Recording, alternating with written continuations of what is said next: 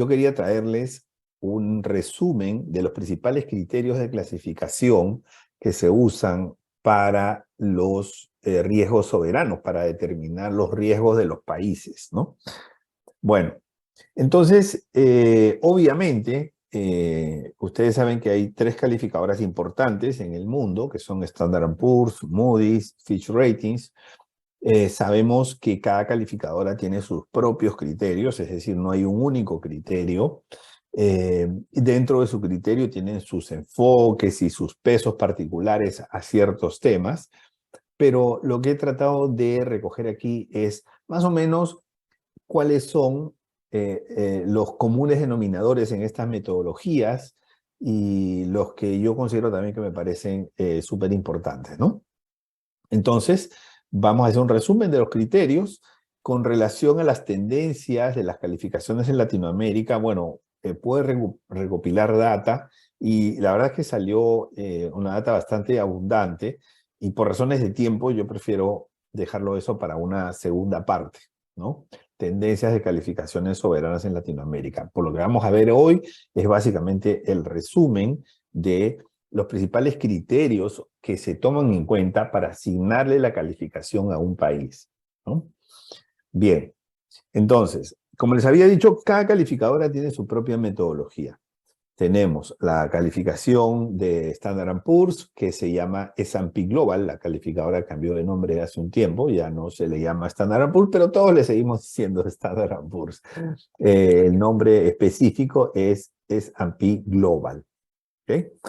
Bueno, tiene su metodología propia, Moody's también tiene su metodología propia, Fitch Ratings también tiene su metodología propia, ¿no? Y aquí yo he resumido en 8 puntos y los vamos a conversar y los vamos a explicar uno por uno. Los 8 puntos que son tomados en cuenta en una evaluación de este tipo. El primero, la institucionalidad. El segundo, las políticas, ¿no? Es decir, la institucionalidad es cómo está el país. Las políticas es lo que hace el país. Tercero, las amenazas externas, ¿no? Que es lo que el país podría recibir, son los golpes que el país podría recibir por razones exógenas. Cuarto, el desempeño económico, ¿no? El desempeño económico que es, digamos, el ritmo de crecimiento y otros elementos que vamos a ver ahí, que de alguna manera puede ser positivos en una evaluación soberana. El quinto es la evaluación externa, ¿no? Es decir, cómo conecta este país con el mundo, en términos de moneda, intercambio comercial, términos de financiamiento del exterior y todas esas cosas. El sexto es la evaluación fiscal. Todos, ustedes, yo, las empresas donde trabajamos, tienen ingresos y tienen gastos. Claramente, tienen ingresos y tienen gastos. Y hay formas responsables de manejar esos ingresos, esos gastos, y hay formas irresponsables de manejar, ¿no?, los presupuestos. Y eso que pasa con nosotros, con las personas, y que pasa también con las empresas, pues sucede también con los países, ¿no? Entonces los países tienen un presupuesto, lo pueden manejar responsablemente o lo pueden manejar irresponsablemente. ¿Okay? Esa es la evaluación fiscal. En resumen, vamos a verlo con algo más de detalle, de manera desgranada en las próximas láminas. El séptimo es el endeudamiento. Y aquí vuelvo a la metáfora, ¿no? Así como ustedes y las empresas donde trabajamos y cualquier negocio o cualquier familia tiene un nivel de endeudamiento, ¿no?, que lo puedes usar positivamente o no lo puedo usar positivamente. Por ejemplo, si yo uso el endeudamiento para comprarme una casa, lo estoy usando positivamente. Pero si yo uso el endeudamiento para gastármelo en fiestas y en parrandas, entonces eso no es responsable, ¿no? Porque el endeudamiento, o sea, la deuda en algún momento se va a tener que pagar. Entonces, y los niveles de endeudamiento también, el uso del endeudamiento y los niveles de endeudamiento, ¿no? Entonces, digamos, para mí tener una deuda de $1 millón puede ser muchísimo dinero, impagable de repente. Pero para un millonario como Elon Musk, tener una deuda de $1 millón no es nada. Conclusión, la deuda hay que verla en el contexto, de preferencia en términos relativos. Entonces ese es el análisis que hacen aquí las calificadoras y hacen benchmarking, ¿no? Con una buena herramienta. Y el octavo es la política monetaria, ¿no? O sea, la política monetaria, que es parte de las dos cosas que hacen los países en materia económica, políticas fiscales y políticas monetarias. Política monetaria la desarrolla principalmente el Banco Central del país. Y claro, hay algunos países, como por ejemplo Panamá, que no tiene Banco Central, ¿no? No puede hacer política monetaria. Entonces, y además tiene una sola moneda, que es una moneda estable, que es el dólar. Entonces eso le favorece en este punto, ¿no? Que no hay política monetaria, no, digamos, no hay riesgo cambiario, entonces no hay que hacer tampoco política cambiaria. Pero una de las observaciones que siempre hacen las calificadoras de riesgo a Panamá es no hay un prestamista de última instancia, por ejemplo, ¿no? Entonces le favorecen algunas cosas y en otras les baja la puntuación. Entonces vamos a conversar uno por uno de estos puntos. El primero es la institucionalidad. Entonces, si yo les pongo, digamos, los países que tienen la mejor calificación, ¿no? ¿Quiénes son los que tienen la mejor calificación? Países Bajos, Australia, Estados Unidos, Canadá, ¿no? Noruega, Suecia. Todos esos países tienen una característica en común. Y es que generan confianza y que las instituciones funcionan, ¿no? Entonces eso es muy importante. Y eso es algo de lo que nosotros adolecemos en Latinoamérica, ¿no? En general, ¿no? En algunos países mejor que en otros, pero en general adolecemos de la institucionalidad. La institucionalidad es, primero, la credibilidad en las instituciones, ¿no? Entonces yo te hago la pregunta, ¿tú crees en tu poder judicial? O sea, ¿tú crees que si tú llevas un caso de discrepancia comercial al poder judicial y tú sabes que tienes la razón, ¿tú confías en que te van a dar la razón o crees que tal vez no? ¿No? Entonces, eso es parte de la institucionalidad, ¿no? La credibilidad en las instituciones. Te he puesto un ejemplo, ¿no? Eh, de un juicio comercial, pero puede ser, no sé, imagínate que tú tienes un inquilino, ¿no? Y el inquilino no te paga y tú, pues, necesitas desalojar al inquilino, ¿no? Y tienes que seguir un trámite. ¿Tú confías en que ese trámite va a funcionar, que va a ser efectivo para el objetivo de la justicia, digamos, ¿no? Porque lo justo es que, pues, si no paga, que deje el lugar donde está viviendo, ¿no? Entonces, ese tipo de cosas. Te he puesto ese ejemplo, pero puede ser cualquier otro ejemplo de entidad que funciona, que no funciona, ¿no? La credibilidad en las instituciones. ¿Hacen su trabajo o no hacen su trabajo? También es parte de la institucionalidad, la historia que ha tenido el país en la resolución de problemas, ¿no? ¿Por qué? Porque históricamente pueden darse conflictos, ¿no? Conflictos entre poder judicial, poder legislativo, poder ejecutivo, ¿no? Entonces, y normalmente hay mecanismos de salida, mecanismos de resolución de problemas. Entonces, ¿cómo le ha ido al país en esto? ¿No? En los contrapesos de los poderes, o sea, la mayoría de países en Latinoamérica tiene un país presidencialista, ¿no? O sea, con muchas funciones y mucho poder del poder ejecutivo, ¿no? Pero existen los contrapesos, ¿no? Que a veces funcionan y a veces no funcionan, ¿no? Entonces, si no hay contrapesos, hay concentración de poder. Y la concentración de poder, la historia nos ha enseñado que tarde o temprano, la concentración de poder hace que las cosas terminen mal, tarde o temprano, ¿no? Bien, entonces, lo otro es la transparencia, ¿no? Que se publiquen las cifras, que haya una rendición de cuentas. Fíjate que hay una característica de la rendición de cuentas, y es que la rendición de cuentas tiene que ser proactiva, ¿no? O sea, una cosa es que haya transparencia, por ejemplo, con la publicación en la página web de las remuneraciones, de los funcionarios que trabajan en los ministerios. Entonces, una cosa es eso, ¿no? Otra cosa es que la sociedad lo exija, ¿no?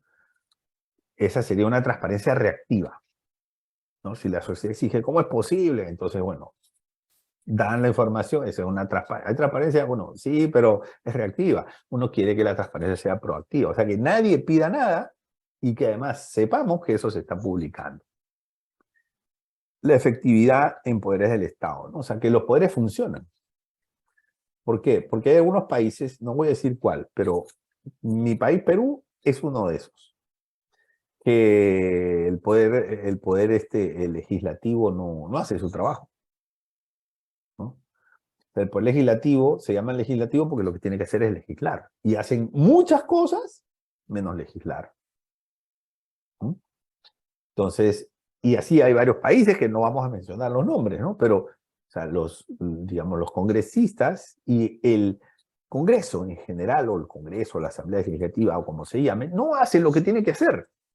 Los jueces, o sea, acá en Panamá, por ejemplo, estamos con unos juicios de hace 10 años o de hace 7 años que recién están comenzando, ¿no? Son cosas que han sucedido hace 5 años, 6 años, 8 años, 10 años, ¿no? Recién están comenzando. Entonces, no están funcionando, ¿no? O sea, si nos vamos a un juicio, ¿cuánto durará un juicio? 5 años, 10 años, o sea, eso no es justicia. Sí, eso no es justicia, ¿no? Entonces, esa es la efectividad de los poderes. La percepción de corrupción. O sea, la corrupción, y eso tiene que ver con el punto de los contrapesos de los poderes, porque la corrupción no es más que el abuso del poder, ¿no? O sea, la corrupción nace cuando hay abuso de poder. Entonces, cuando tú ves, y la corrupción, si hay algo que es cierto, es que trae pobreza. La corrupción trae pobreza. Cuando tú haces una correlación entre los países más pobres y los que tienen mayor nivel de corrupción, hay una correlación casi perfecta. Y los países que tienen menor percepción de corrupción, ¿no? Son los países más ricos, o sea, Noruega, Suecia, Islandia, Suiza, ¿no? Y curiosamente hay países más ricos, menos corrupción. Y cuando tú lo haces al revés, ¿no? Y lo miras al revés, o sea, el país en Latinoamérica, ¿no? En Latinoamérica, los países que tienen mayor nivel de corrupción, ¿no? Que son Haití, Nicaragua, Honduras, Venezuela, son países que tienen mayores niveles de pobreza en el ranking respecto a los demás, ¿no? O sea, hay una correlación tremenda. Bueno, el respeto al Estado de Derecho, esa es otra, el respeto al Estado de Derecho, ¿no? Se evalúa en la institucionalidad. O sea, nosotros sabemos, digamos, que en Nicaragua, o sea, cualquiera que se presenta candidato es que va a la cárcel, ¿no? O sea, el que quiere ir a la cárcel, que se presente como postulante de las elecciones y ya, va a la cárcel, ¿no? Entonces, no se respeta el Estado de Derecho, ¿no? Independencia de oficinas de estadísticas nacionales. ¿Por qué? Porque la historia nos ha enseñado que muchas de estas estadísticas nacionales son manejadas eh, por, digamos, gente que tiene intereses políticos y las estadísticas son tergiversadas, ¿no? O alteradas. Entonces es un punto que uno va a evaluar, porque si uno se va a basar en las cifras y las cifras están alteradas,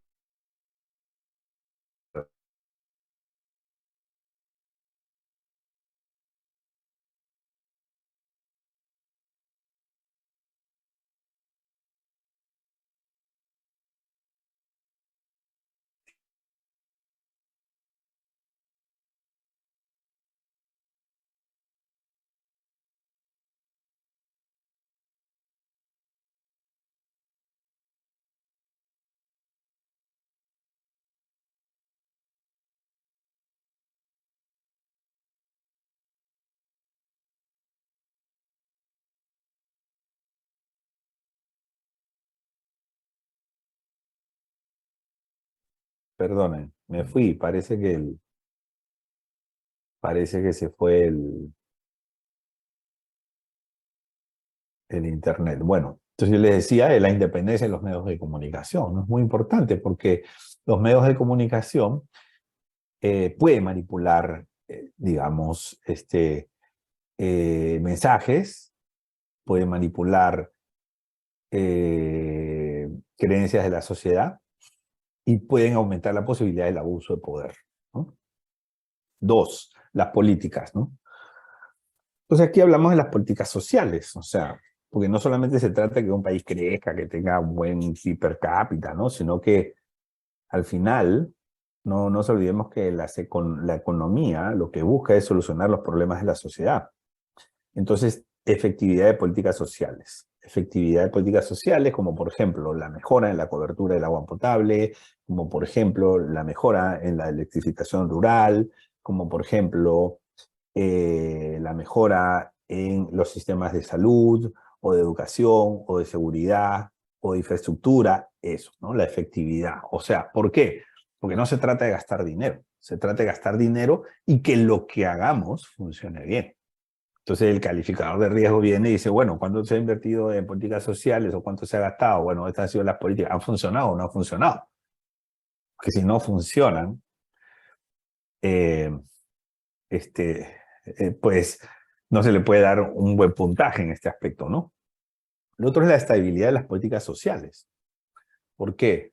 Porque mucho nos hemos acostumbrado, ¿no? Sobre todo en algunos países que han tenido gobiernos, digamos, derecha, izquierda, como Chile, por ejemplo, ¿no? Entonces uno lo que hace es ver, ok, no es que cambia derecha, izquierda, derecha, izquierda, derecha, izquierda, y por lo tanto cambian las políticas sociales, ¿no?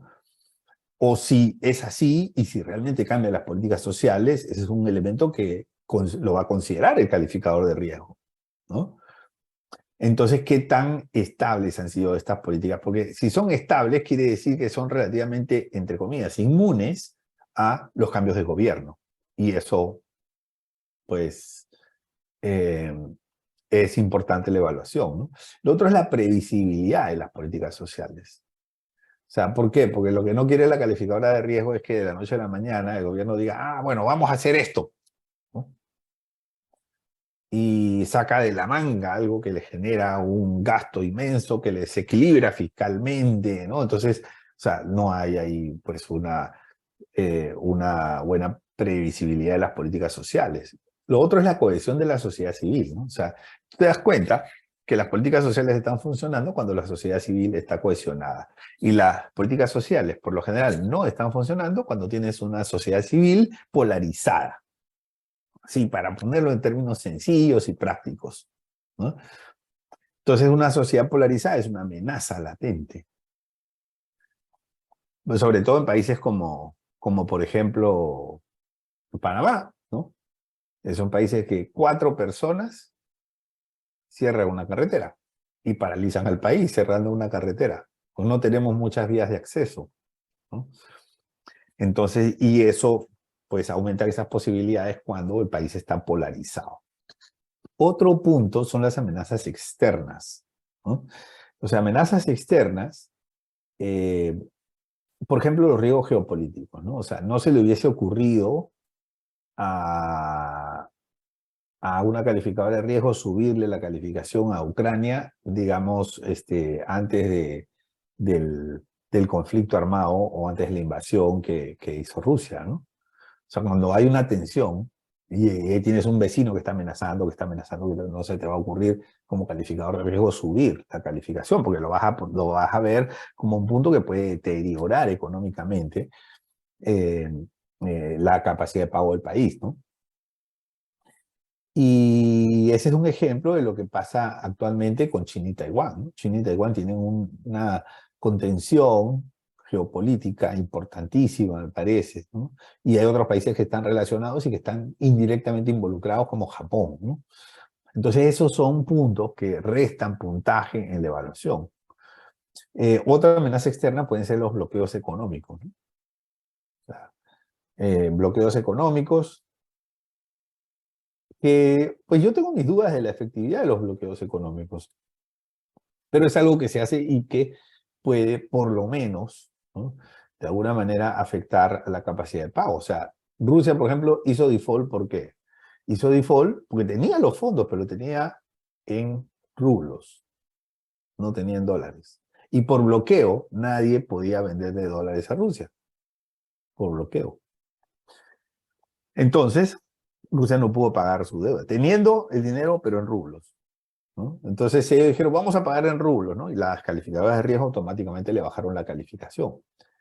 Bien, otro punto es el desempeño económico. Este es bien importante, ¿no? Entonces, aquí vemos, por ejemplo, la historia del incumplimiento, ¿no? La historia del incumplimiento como, pues, punto que puede sumar o restar, ¿no? O sea, hay países que nunca han hecho default de su deuda. Por ejemplo, Colombia. Colombia, en los peores momentos, pagó su obligación, ¿no? Entonces, uno de los países que no ha hecho incumplimiento de su deuda. Los ingresos, ¿no? Entonces, ¿por qué es importante que la economía crezca? Porque cuando una economía crece, crecen los ingresos, ¿no? Y con los ingresos se generan recursos para poder pagar las obligaciones. Y tenemos el tercer punto, que son las perspectivas de crecimiento, que justamente va de la mano. O sea, si un país crece más, la calificadora lo ve positivamente. Y uno dice, ¿pero por qué? Si crecimiento no es igual que desarrollo. El hecho de que crezca no significa nada. Bueno, pero que si el país crece, deberían crecer los ingresos tributarios. Y si crecen los ingresos tributarios, el país tiene mayor capacidad de atender sus obligaciones financieras. Lo otro es la diversificación y concentración, ¿no? Por ejemplo, a un país como Chile, que es un país minero, o Perú, que también es un país minero, se le podría castigar por alta concentración en minería, por ejemplo, ¿no? A un país como El Salvador se le puede castigar por alta concentración en flujo de remesas, por ejemplo, ¿no? El caso de El Salvador, también es Honduras. Entonces, hay una concentración en una fuente de ingresos importante, ¿no? A República Dominicana se le puede castigar por turismo, por ejemplo, ¿no? O sea, le va espectacular a República Dominicana. Le va espectacular. Y para mí es un ejemplo. O sea, es el mejor ejemplo de cómo el turismo se puede convertir en una fuente de trabajo, en una fuente de ingresos y de reducción de la pobreza, ¿no? El caso de República Dominicana. Pero, ¿qué pasa? Pasa algo externamente, pasa algo con el turismo, y como tenía esa concentración fuerte, los demás sectores no necesariamente pueden sostener la crisis, ¿no? Que fue precisamente lo que le pasó a República Dominicana en la época de la pandemia, en que no hubo viajes. Lo otro es la volatilidad de la economía. Hay economías que son muy estables, hay economías que son muy volátiles, ¿no? Depende de cómo están conformados, digamos, el pastel por sectores, ¿no? Cómo está conformado. Hay sectores que son mucho más volátiles, como por ejemplo, el sector construcción es muy volátil, y hay sectores que son, pues, tal vez más estables, ¿no? No sé, este sector exportador de repente es un poco más volátil, ¿no? Y hay otros, tal vez, agricultura dedicado hacia mercado interno, tal vez podría ser algo más estable, no sé. Pero uno analiza y ve cómo va cambiando la volatilidad de la economía, ¿no? Ahora, pero todas esas cifras requieren que haya credibilidad. Y yo he tomado aquí un párrafo de Standard Poor's, donde dice, de su metodología, donde dice: también podríamos bajar la evaluación económica de un soberano en una categoría, en los casos en los que la información de las cuentas nacionales muestre inconsistencias, brechas o interrupciones relevantes en los datos, o cuando exista razón para creer que la calidad de la información de las cuentas nacionales está afectada por deficiencias técnicas o administrativas o por interferencia política, ¿no? Entonces, de nada sirve que las cifras sean maravillosas cuando no hay confianza en las cifras. Ese es un punto a considerar. ¿Ok? Muy bien. Siguiente punto. Evaluación externa, ¿no? O sea, ¿qué tanto se relaciona el país con el exterior y qué tanto le favorece eso, ¿no? Por ejemplo, ¿puede obtener fondos del exterior? como emitir bonos o préstamos de entidades multilaterales, por ejemplo, ¿qué tanto se usa la moneda del país en el mercado internacional? Bueno, Latinoamérica ninguno. Ninguno de los países latinoamericanos tiene una moneda que se use internacionalmente.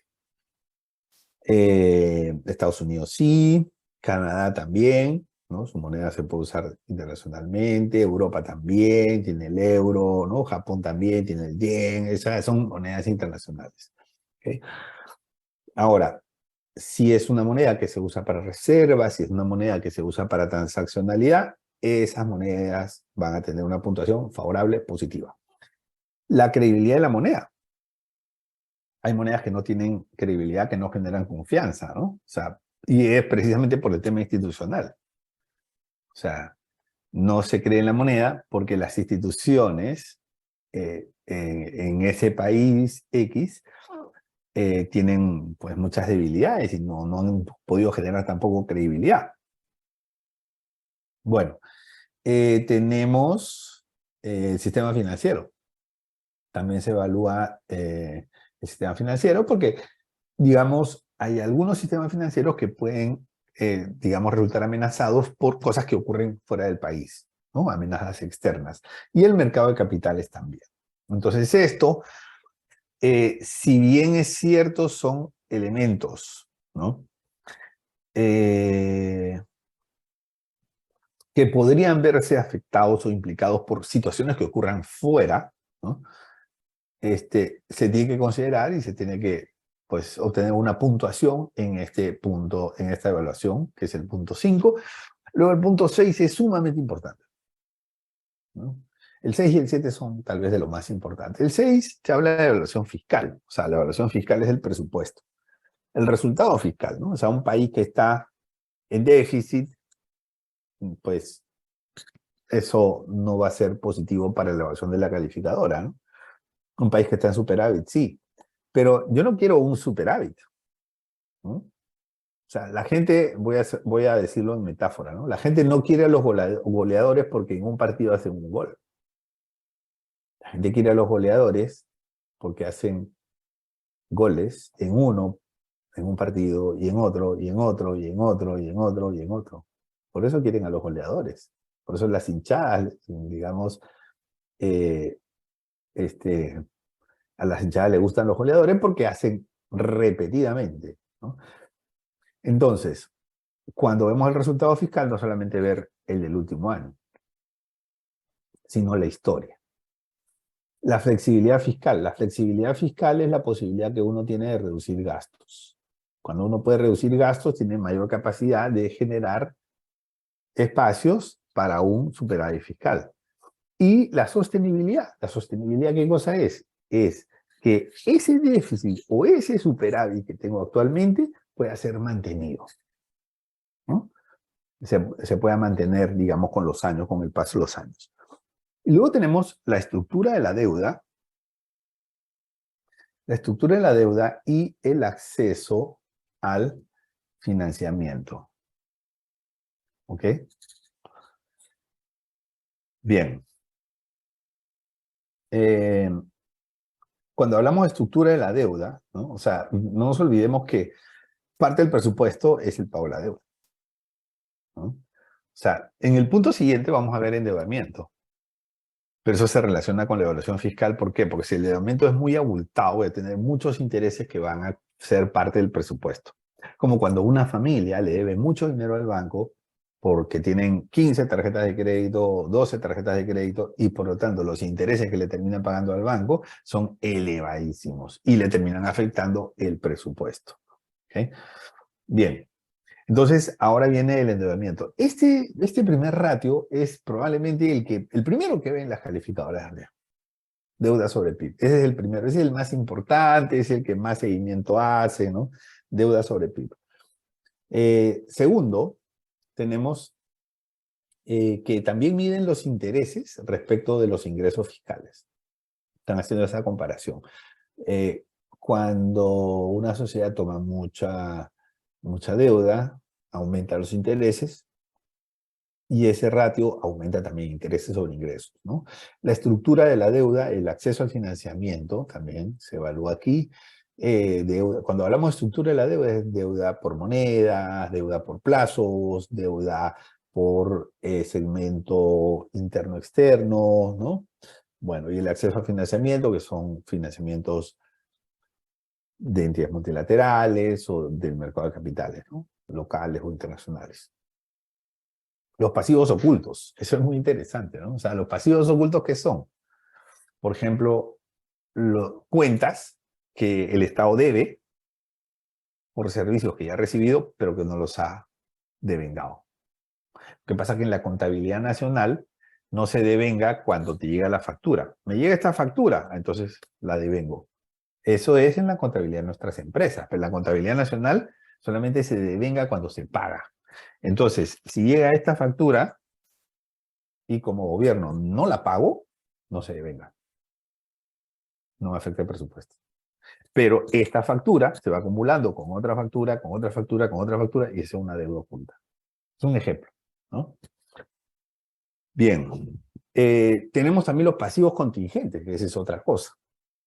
Pasivos contingentes son aquellos que pueden generar un impacto negativo, ¿no? Un requerimiento de pago, pero tal vez no.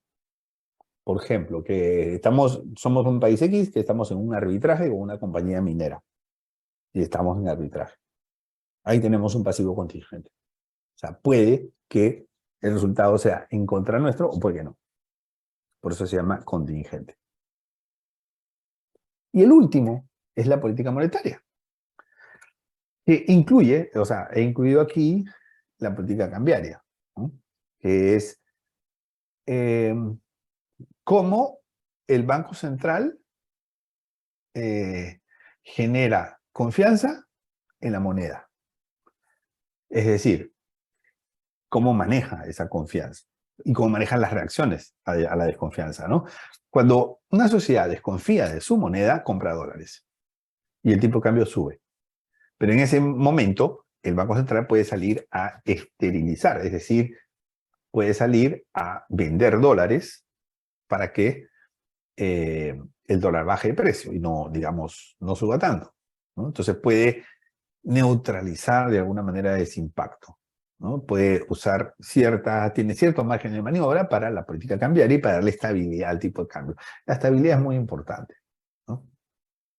Porque la estabilidad genera confianza, ayuda a que se puedan tomar decisiones con menor incertidumbre, en fin. Lo otro es la estabilidad de la moneda, ¿no? La estabilidad de la moneda, pues básicamente tiene que ver con la apreciación o depreciación de la moneda, la efectividad de la política monetaria, o sea, la política monetaria es cuánto dinero produzco y cómo lo pongo, digamos, a circular en el sistema financiero o en el sistema monetario. La inflación. La inflación, no nos olvidemos que es una consecuencia de que la política monetaria ha sido muy agresiva o muy expansiva. Y la inflación es un gran problema. La inflación crea descontento, la inflación afecta la capacidad adquisitiva, la inflación dificulta el funcionamiento de la economía, por lo tanto se recauda menos, por lo tanto si se recauda menos hay menor capacidad de pago, ¿no? Y finalmente la credibilidad de la política monetaria, ¿no? Que es un elemento cualitativo de este punto, ¿vale? Bueno, entonces al final las calificadoras determinan un riesgo soberano. Ese riesgo soberano puede estar en moneda nacional o moneda extranjera. Por lo general, en moneda nacional es un nivel arriba de la moneda extranjera, porque un país tiene mejor control sobre la moneda nacional. ¿Ok? Por lo general es uno o dos niveles a veces, ¿no? Pero casi siempre es un nivel por encima. Por ejemplo, la calificación que tiene Costa Rica en colones es un nivel o un notch superior, o dos notch, no sé exactamente cuánto es, pero está superior a la calificación soberana en dólares, ¿no? Entonces, eso es así, eso es normal, ¿no? La calificación soberana nacional, moneda nacional y moneda extranjera. Moneda nacional es un poco mejor la calificación porque hay mejor control, ¿no? Porque no hay riesgo cambiario, por ejemplo. ¿Okay? En la moneda extranjera sí hay riesgo cambiario. Y otra cosa importante es el techo soberano. El techo soberano es, bueno, por encima de la calificación nacional, una empresa puede tener una mejor calificación todavía, siempre y cuando esa empresa, siempre y cuando tenga muchas más fortalezas que el mismo Estado. Por ejemplo, en Panamá, el Canal de Panamá tiene una mejor calificación que el mismo país, ¿no? ¿Por qué? Porque cuando tú haces digamos, la evaluación, la institucionalidad de ellos es mucho mejor que la del país, increíblemente, ¿no? La capacidad de tomar buenas decisiones, la gobernanza, o sea, cuando tú haces la evaluación, el nivel de, digamos, la capacidad de pago es muy, muy superior. Entonces, evalúas la capacidad de pago y dices, bueno, esto es así y aquí estos señores pueden pagar un poco más que el país, ¿no? Porque tiene características particulares, ¿no? O sea, tiene un negocio, pues, que prácticamente es un monopolio natural, ¿no? Que va a existir siempre, tiene estabilidad, predictibilidad de flujos, entonces, todas esas cosas hacen que se pueda mejorar incluso la calificación soberana, pero eso tiene un techo, que generalmente es hasta 3 niveles por encima de la calificación soberana, por lo general. 3 niveles de la moneda extranjera. Y bueno, eso hace que hayan algunas entidades dentro de un país que puedan tener mejor calificación que el mismo país. ¿Okay? Bueno, señores, finalmente decirles que las perspectivas que se asignan a las calificaciones son positivas cuando se espera que las calificaciones mejoren en un futuro. Ese futuro, aunque no me dicen un plazo, por lo general es de 6 meses a 24 meses. La perspectiva es negativa cuando se espera que las calificaciones se reduzcan en el plazo de 6 a 24 meses, ¿no? Y es estable cuando se espera que no haya cambios en ese periodo de 6 a 24 meses. ¿Okay? Muy bien, amigos y amigas, pues hemos llegado al final, ¿no? Política monetaria, muy bien. Hemos llegado al final de nuestra jornada. Yo, como siempre, estoy muy agradecido con ustedes.